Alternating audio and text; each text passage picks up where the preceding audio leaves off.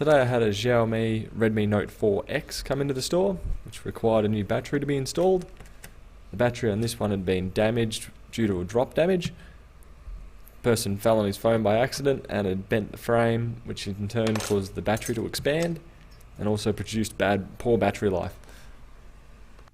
This one here I've already pulled out the SIM tray, and there's no screws in the bottom of this phone, so there was nothing to remove there.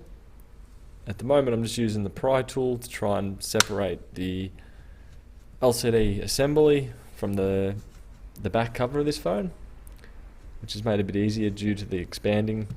I've already got a bit of a hole to pry. This one does take a little bit, but overall it's a relatively straightforward job to do. One thing I do like is the double-sided tape that Xiaomi uses on the batteries. I don't know why, but I always find the Apple iPhone's double-sided tape to always snap on me when I try and stretch it to get it out from under the battery. The Xiaomi ones just tend to peel right out. Doesn't matter if it's cold, hot, whatever, it leaves, which is definitely great for a replacement. So from here on out, I'll just let the video play out and hopefully this helps you. Catch you later.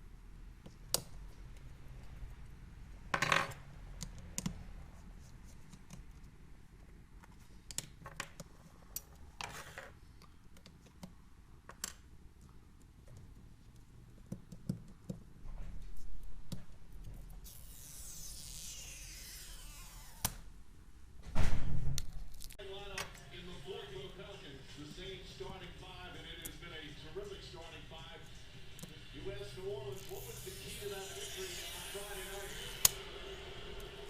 Very sound and Muto. Draymond Green received the biggest boost in the starting lineup's introduction to Kevin Durant.